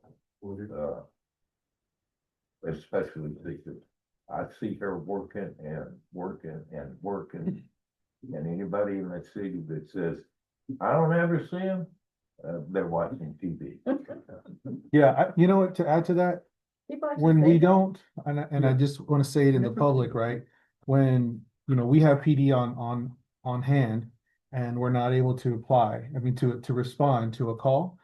It's not because we're not here, right? It's because they're on a call, they're on another scene or whatever it may be. I hear that complaint. Well, we have all these PD now, all these, right? Air quotes. Why did they respond to my call? The reality is you're one of many calls. Right, we responded to 93 calls last month, so, with 3 active units working, because my investigator's handling investigations, so. And you know what, I'm even gonna say it, on Monday, we have that child here, Cecilia's watching that child, we have a disturbance kickoff, I hop in the unit, I'm handling that one. Another one kicks off, so Rick leaves his office, hops in an unmarked unit in his plain clothes and goes, stops that disturbance that's going on.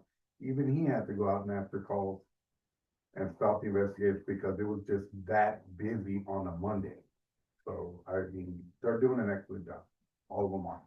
Case of the Mondays.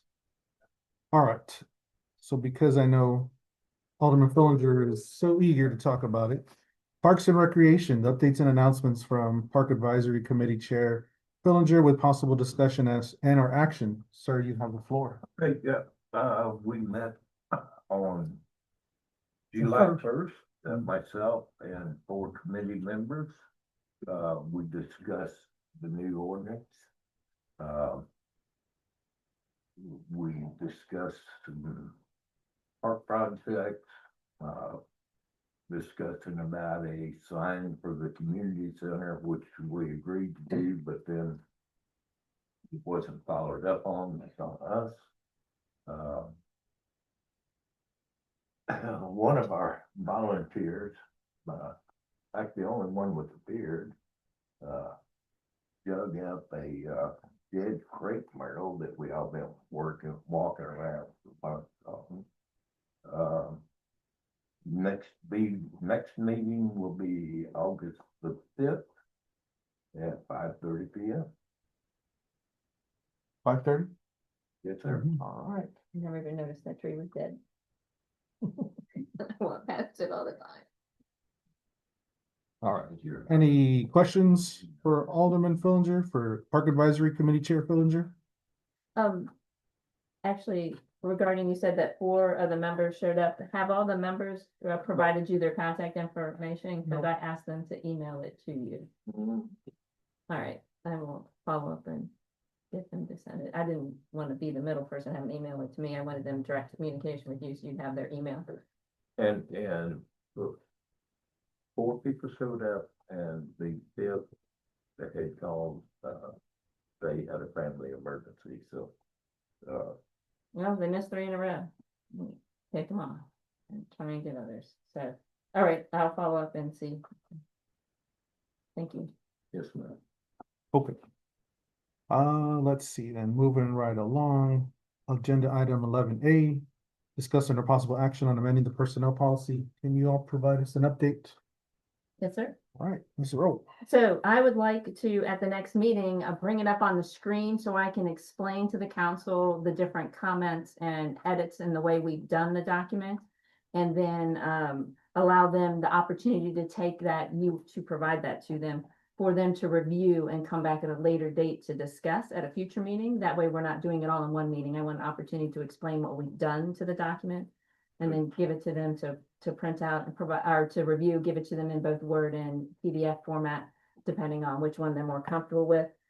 It's gonna have track changes, it's gonna have comments, there's gonna be a few items that we'll have to discuss as a group because we didn't feel comfortable making that decision and we want to talk about it as a whole. And then we can decide when we show it next week, our next meeting, if we want to, which meeting we want to follow up at with the formal discussion on it. And then when we do bring it back, we can again pull it up on the screen and go through it page by page, so we don't have to print it out again because it is almost 70 pages of stuff.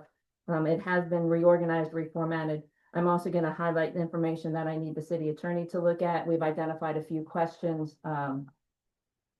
Alderwoman Walker has a few things that she thinks are accurate with the law, and we wanted to get the city attorney to look it up, as well as have the city attorney verify all references to the law. So we'll get that to her as well. We do need to update the pay tables that exist in there. So I don't know if you have something. I was thinking I could go out and look at BLS or Indeed or ZipRecruiter. The Bureau of Labor and Statistics can give the average pay that certain career fields get in Texas. If you use ZipRecruiter or Indeed, because again, that's a job website, you can give specifically what is the average salary in the San Antonio area. Unless you have a preference, I can use that as a basis for a conversation at the next meeting. I didn't know which way you wanted to proceed with that. And I believe, Chief, you had some pay tables for the police officers? Correct. Can you email that to me, please, so we can incorporate in that? So, preference, sir, do you have something? Do you want me to just propose something in it when we bring it back to council? Do you, so what was in there for the, We've already exceeded it for a couple employees. So it Okay. has to be updated. okay. So, I mean, yeah, I mean, I think if we can find some local data that can help. I'll do that, sir, and we'll plug that in there. Okay. When you get between a final format and the city attorney's concurrent, can you ask the mayor to forward a copy so that we can look at it? If it's 70 pages, it would make sense for us to look at it. So that's what I said. prior to putting So, it in well, let me explain again. I'm gonna get with the city attorney between now and the next meeting. At the next meeting, I'm gonna bring it up and I'm going to explain to you what we've done. And then have the mayor email it to you for you to look at, for us to discuss at a future meeting after that. Next meeting is just for me to show you. Okay. I'm And- so. And you will have it because I send it out, right? So whatever she sends to Oh, it's me. significantly different now. No, but I'm saying what you send to me before the next meeting, I send out on Tuesday or Monday night. So you will have it in your inbox to review, but no decisions will be made at that meeting. I'll It's just explain for it to you at the explanation. next meeting. Okay, we've already discussed this long enough. I agree. Okay, and then the other question I wanted to know, and we can discuss this later, when we discuss the thing in whole, or if you want to make a decision now. I've noticed, CJ, Alderwoman Walker also noticed throughout the document, there's various places where there's definitions. Should we pull all those definitions out and do a separate section on definition? Or do we just go ahead and keep the definitions within the different sections where they are? The different Define. policies. Pretty much, actually just leave them where they are, where they will explain that portion. If We'll do that, and then you Just guys if can you take a could- look at it, and if you want to change your mind after you see the way it's laid out, then we'll do that, but I'll leave it as it is then. I think Yeah, it's pretty makes easy sense. for the employees the to reason, reading very or good see the reason for difference, that, rather than have it at the that beginning and then definition jumping is back. with that term in that section. Relevant, separate Yeah. to the relevant. Okay, That- that's, that- I just wanted to ask That that gives us question. The word that has a more common. Makes sense. That's what he just said too. So we will leave it as is. And then there'll be other points that I'll bring up, and identify in there, as tagged for discussion, some things that, Alderwoman Walker's identified, some things that I have, identified as well. And those will be flagged for discussion in the version that I give to you. So those are the items that we'll need to discuss when it comes back to meeting, and then you guys will just review the track changes, and I'll explain that all in more detail when you're actually seeing the document at our next meeting. So Any questions for me? No, sounds like we're gonna have a busy next one. I'm just gonna explain it. It's gonna be when we actually go through it in detail, that it'll be busy. All right. Let's see here. Moving on, agenda item 11B, update on property improvement plan provided by property owner of residential address 3807 Waterwood Pass, Sandy Oaks, Texas 78112. Sir, you do have the floor, Mr. Reagan. Thank you, council. Thank you, mayor. Once again, it's an honor to be able to be here and work with y'all. The number one thing that happened, of course, the rain, big issue. Just here trying to work. I did, get part of the fence posts, ordered. Mr. Wahardo worked with me and, we got them stored on his property. They actually helped unload them. And, so that hopefully will be at least getting the posts put in will be happening relatively soon. And, still working on getting the house down. That part of the house is, the hardest part because I have to disassemble it from the roof, take the roof off and then the rafters and the walls.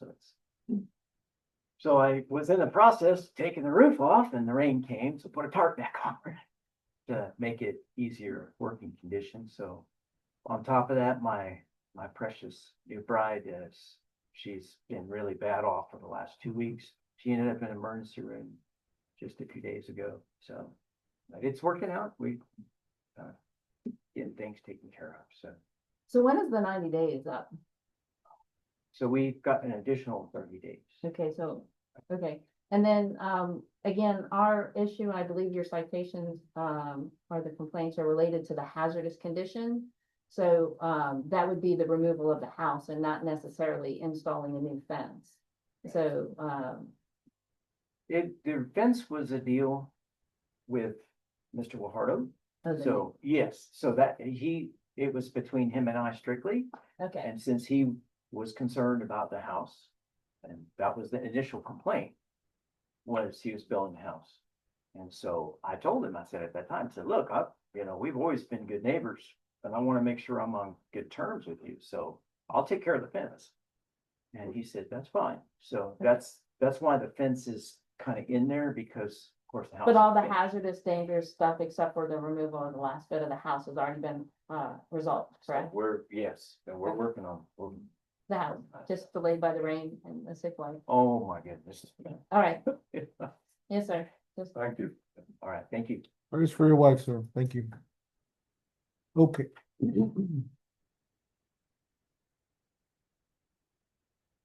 All right, discuss center possible action on additional streetlights in Sandy Oaks based on the map provided by CPS Energy. I forgot to send out the picture, so my fault, but I will find it and you can take a picture on your way out. It's right over there, so I'll get a picture before I leave. Please get a picture before you leave. Let's make sure that's done today. And then next time, maybe we can come up with a plan for how we want to address it. I'll reduce it, Okay, so then we'll just go ahead and move right along. Discuss center possible action on ordinance 2023-230, adopting regulations for manufactured homes.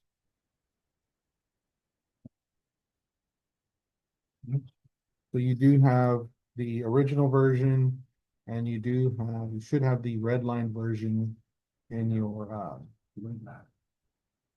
packet. Okay, I have a question.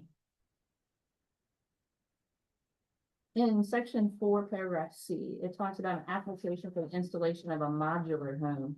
Is that the same application that we use for applying for a manufactured home? Is it the same one regardless? Yes. So we can strike it to say, or manufacturer / modular, or put a definition. The modular home's already defined. I just wanted to make sure, because we've discovered sometimes we don't have an application. I just wanted to make sure that it Gotcha. says there will be an application. Just wanted to confirm that there is one. It is the same. In section 5D, why do we have a separate process for replacement of a mobile home with a manufactured home? Why is there a requirement that we have to replace it in 90 days? Why can't someone get rid of a mobile home and 6 months from now bring in a manufactured home? What is the purpose or intent of this exception section? And that would be more of a historical, someone Yeah. that's been around and might know. Why do we need that? My quick thought is that taxes. If it's gone for 6 months, can they claim that it was a regular property and pay less taxes, therefore we lose our share? This is before me, so I can't say, but We got people that have been here around for a while, that's what I'm asking. Or even from the city attorney, is there a reason that we would need to have that separate exception when we're replacing a mobile home? Yeah, I'm trying to think of why that would have been adopted separately. I don't know if it was a policy decision of not having the lot vacant so long. I don't know the answer to that. May help to go back and look at the minutes or the Okay, if I recording. may. I think you had something. If We went through someone this has before. a mobile home, not very likely at this point. Okay. They want to replace them. This says they can remove the mobile home. They can put in a HUD approved manufactured home without a permit, with no cost. They have to put it in the same place. Oh, so the intent of this was allow them to replace a mobile home with a manufactured home at no cost, and hence the 90-day limit. Okay, so if they exceed the 90 days, then they have to go through the full application and pay the fees and everything. So this is kind of encouraging people to get the mobile home out here. Makes absolute sense. I knew you'd have the history, sir. Thank you. Okay. In looking at section 7D, which is the portion that we requested the city attorney to write. My motion on this, and I'm fine if the council would rather have it this way, but my motion on this was to allow the owner to request the exception and have the city administrator or the mayor, when the city administrator is not there, make the decision based on the input from the building inspector, not require that to come to city council. That way, if they file an exemption, the mayor gives them the contact information for the building inspector, they go inspect it. All that information is presented to the mayor and we allow, or the city administrator, we allow the city administrator to make that decision based on what, I went back and listened to it, that was my motion. Is that what I wrote? Because that's what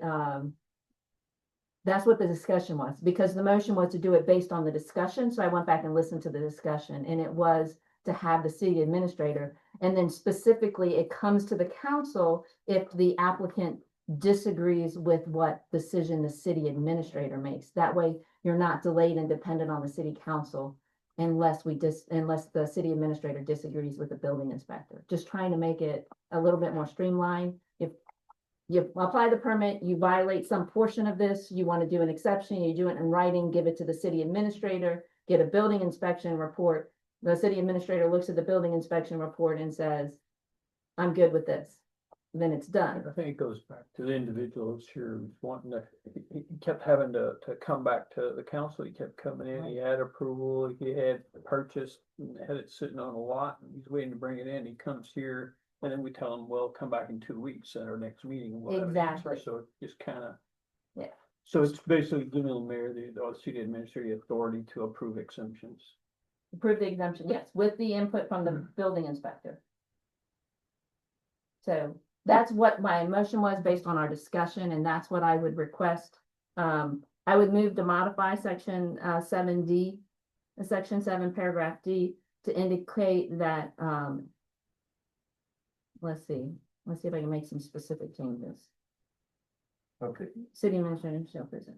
Okay, Well, strike, Can I address the section first as to Yeah. why that language was included? Because my understanding was that there were exceptions in general. We got into council got into the discussion about manufactured home, ages of manufactured homes. And if an exception could apply to that, then that would be considered what I think is a variance, which would come before like a planning and zoning commission. Since there is none, that council acts as a planning and zoning commission, only the planning and zoning commission or council can make that sort of variance exception, not the city administrator.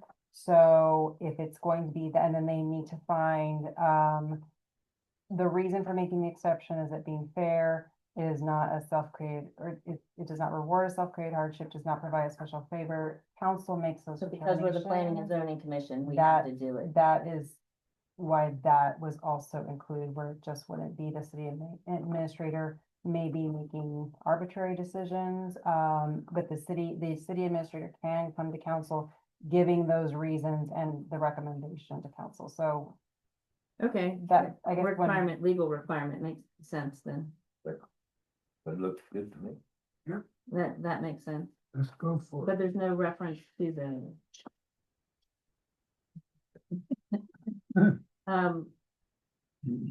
So we had also talked about having a building inspector if it was going to be. Someone was gonna file an exception or a variance. I think in that case, then the city administrator or the mayor, when they receive the request for the exemption, that they in turn require an inspection by our city building inspector. So it would just be a given that once they, if it's bringing another building in, I mean, it do depend, what is the variance for? Is it, are we replacing a home? Are we just removing? What are we doing? We're bringing one in? Oh, so it wouldn't always require. Wouldn't because- always Because require it could be because it just a could be requirement, I need an extra 30 days to get the utilities hooked up. Yes. Okay, so that does make sense. I think But, it's- but if we're going to, on occasion, require a building inspector, do we need to include that fee somewhere in here, or? Cause that would It's be. a all cost. relative. If you're asking for an exception and it requires an inspection, then that would be include. That would be an part additional of, if you fee. want this exception, then you Right, have to go that do this, We'll have to get a And that's building good enough. inspector. city attorney. yes, Cause some of these definitely don't require a building inspector, you are correct. Okay, But that would be something. as our long as city city attorney- attorney's good with it. I do have a question, section Section E. E is an echo, or which Section 7, 7 echo, paragraph Echo. Okay, thank you. All applicants for program, yeah, or make sure you require, Well, you gotta. okay. You got- Here, we have to respond within 10 calendar days. It has to come before council. Is that step by statute or just in general administrative thing? Because No, we no, have, no, no, it doesn't have to come to council, it has to be appealed to council, they have 10 calendar days to file the appeal. We have longer, we have 30 days to make an answer. But do we, the where does, very last sentence, okay. has to be appealed within 10 days. But what are they appealing? When would they appeal it? Because if it's denied, then he has to file an exception. Are we saying he has 10 days to file that exception because he disagrees with the city administrator's denial? Yes, okay, that makes sense. Okay, good. So it's kind of. Yeah.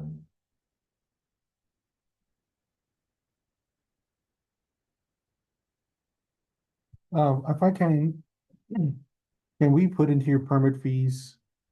And I don't know how we do it, but. So the building inspector charges a minimum, has $150 per hour rate with a minimum of 3 hours. So that's $450. Well, Can actually, we just put that in our fee schedule? Oh, you can, yeah, actually, Can we, do you discuss that now, or do we need to put it as an item? maybe, later? yeah. What was that, Charles?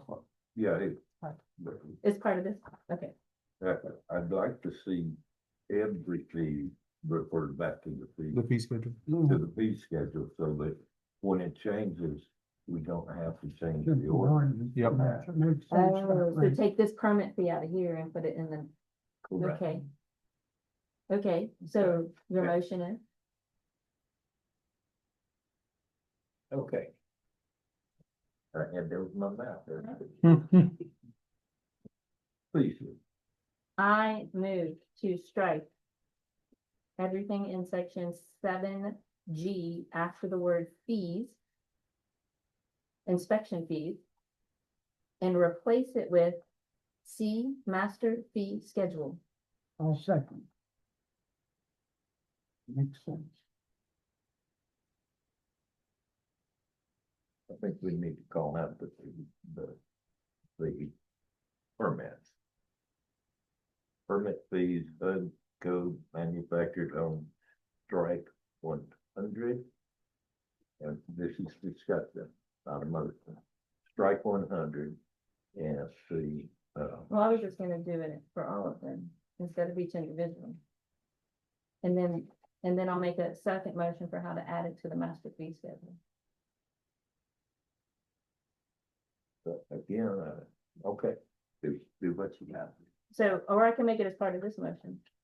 So I amend this motion to, and additionally, add to the master fee schedule a section called manufactured home fees. And then include the permit fee of $100. The HUD code manufactured home inspection fee based on that information you just provided, And I'll second my. which I believe was $150 an hour Minimum 3. for a minimum of 3 hours. Add those two items underneath the section called manufactured home fees to the master fee schedule ordinance. All right. It's a mouthful. All right, so the motion by Mayor Pro Tem Madero and a second by Alderman Rapino is to strike everything after inspection fees in section 7G. Striking permit fees, HUD code manufactured homes $100, inspection fees, HUD code manufactured homes based on fees schedule adopted by council for building inspections. And to add to the manufacturers, the master fee schedule, a section for manufactured homes, permit fees $100, and inspection fees, building inspector $150 per hour with a minimum charge of 3 hours. Does that get after your complaint? Does that summarize what you Okay, said? yes, sir. Okay. All right, all those in favor say aye. Aye. All those opposed. All right, Yeah, we can start doing that. So if there's no further, do we need to pass this month or just a second? We need This is second, just the first reading. okay. So I move to accept the updates to the manufactured home ordinance as now, what is the ordinance number now? I thought this was just the first reading. Right, but we have to accept it as the first reading so that we can post it. So to ordinance number 2025, number to be determined. An ordinance of the city of Sandy Oaks, Texas, adopted regulation for manufactured homes as amended in this version. I'll second this.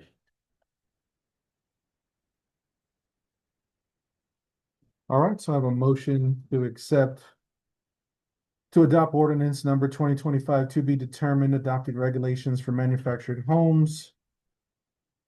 A motion by Mayor Pro Tem Madero and a second by Alderman Fillinger As edited, as, amended. I thought I said amended, Did you? Okay, maybe not. I'm sorry. As amended. As All- the first reading, because as that was worded, I understand that this motion, that this ordinance is being adopted. As amended. As amended. So So, but every ordinance has to have a second reading. So this is just the first reading of this ordinance. You can waive it. Or you can waive if it's a safety, or life safety, health. Can I, fire issue. do we have to do a second motion or can I throw that in this motion? since the agenda, or since the ordinance for the second reading doesn't specify how it goes to second reading, I would understand that last time as being that first reading and this. was Last time, all the motions was merely to authorize you to draft anything. We didn't approve anything. It was both the motions. We made multiple edits. And then we had two different motions that said that were purely to authorize the city attorney to make amendment or make edits. Then the first reading bring would it have back. to be waived, if that is how council interprets it. But if this is considered the second reading, then the way. Well, this your is motion- considered the first reading because that wasn't the first reading last time. Okay, then you can either waive the second reading requirement or, or bring it back again. Yeah, because I went back and listened to the Both are- recording and it both are specifically fine. says authorize edit. Postage fines and fees, associated with this. I would prefer to do a second reading. Yeah, I but think so. We're let's getting make- kind of loose on this waiving the second reading a lot. If, I don't have a problem waiving the second reading if there's no fees and no fines. But that's I to it. mean, we're putting health and welfare into a lot of things, So- but, I think we should go for the second. Then I leave my motion as I stated for the Yeah. first reading to accept Okay. this as the first reading. Okay, I'll second. Okay. Let me rephrase this. So I have a motion by Mayor Pro Tem Madero and a second by Alderman Fillinger to accept to adopt ordinance number 2025 to be determined as a first reading, adopting regulations for manufactured homes as amended. All those in favor say aye. Aye. All those opposed. And just there are some legislative changes to manufactured homes, when including the definition that would start effective September 1st. Some other legislation that 2025, some other legislation that would start effective September 1st, 2026. I believe I sent you the That's already proposals. included. Oh, it is? Okay. Well, I thought you said that was. Oh, no, it's not. No, included. it's not in, we can put that in here now, even though it's not effective until September. Yes.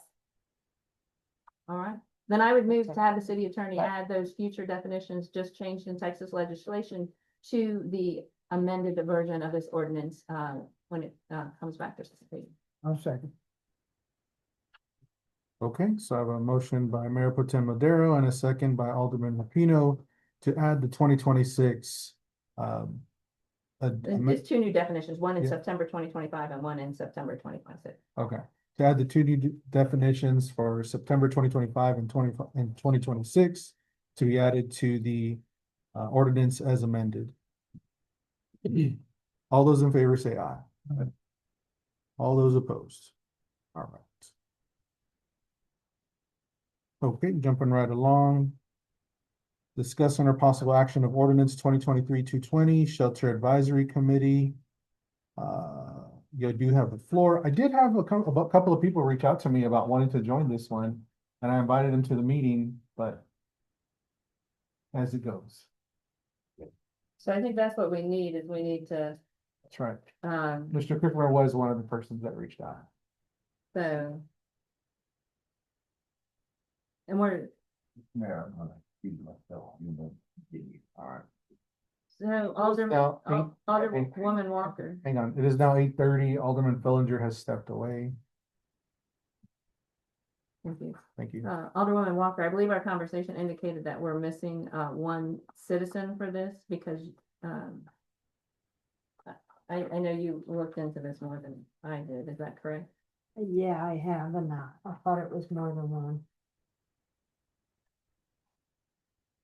Thought we were missing, 2 or 3. Well, it's the citizen, but then we also need the licensed veterinarian and. Yes, yes, Who's the alder person? it was Terry. Or was it? It was Terry. And then, Mayor, you were going to talk to the 2 animal control officers and see if one of them wanted to take on this role as well, because they're the 3rd person on the committee. Yeah, I haven't had a chance to speak with them. Okay. I think once we get the alderman and the ACO, so it's not a citizen we were looking for. I forget which, we were looking for a citizen for, oh, that was the citizen complaint review board. That's where we need the citizen at.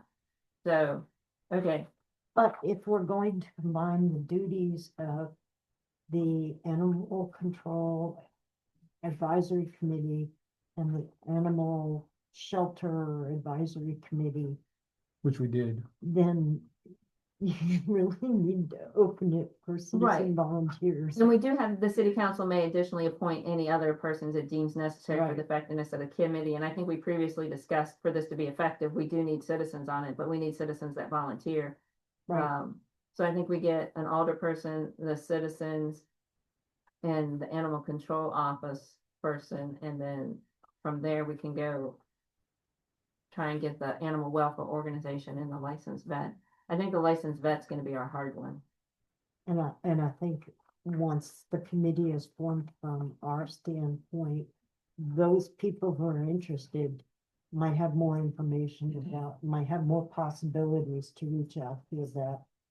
Yeah, I know the ACO folks are gonna So- have, animal welfare organizations that can get involved, so I think that's what we need. I think we need to just bring this back next time, sir, and try and get at least an animal control officer to start helping us work on this, and then citizens. Okay, it's 8:32. Alderman Fillinger has returned. Because I do agree with Alderwoman Walker, we do need citizens on this because it's now combined with the 2. So I would recommend that we, bring this back next time and Okay. take no action today. Alderwoman Walker, do you have any action you think we need on that one? No. And then,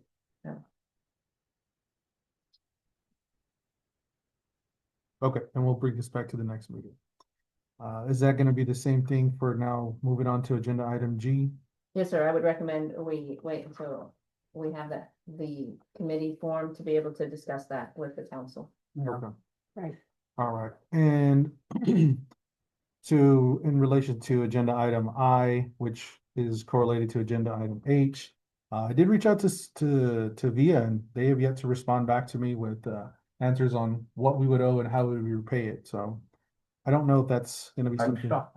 I know, right? I'm absolutely shocked. So, I'm still recommending it.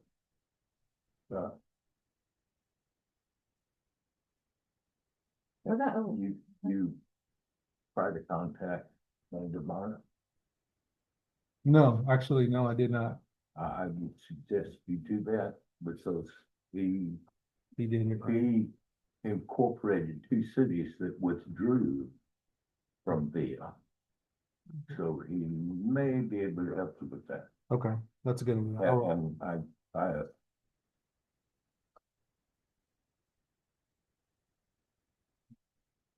a 3rd city never joined the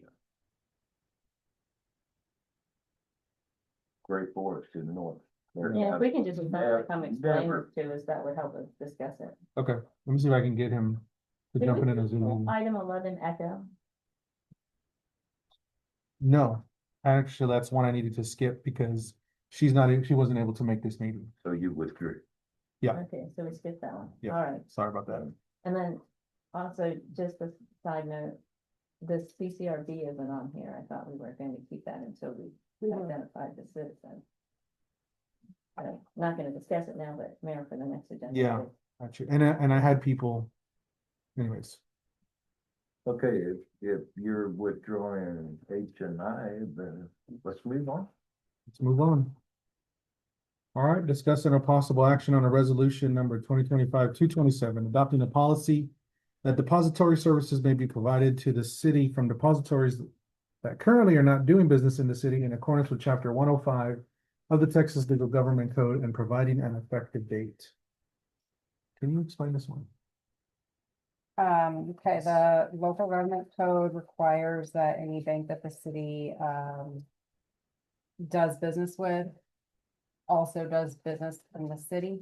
So this is just to give the city more, to provide a bigger pool of services to banks that are not necessarily doing business in the city, but they're doing business in the state and they have authorized a parts business in the state.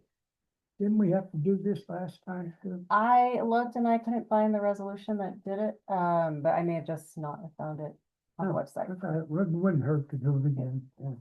I don't remember saying it when I first did it. Yeah, I don't remember this one. It was a We're not long looking for time ago depository when services. we adopted Chase, or when we went out for our before, but I'm not gonna go for it.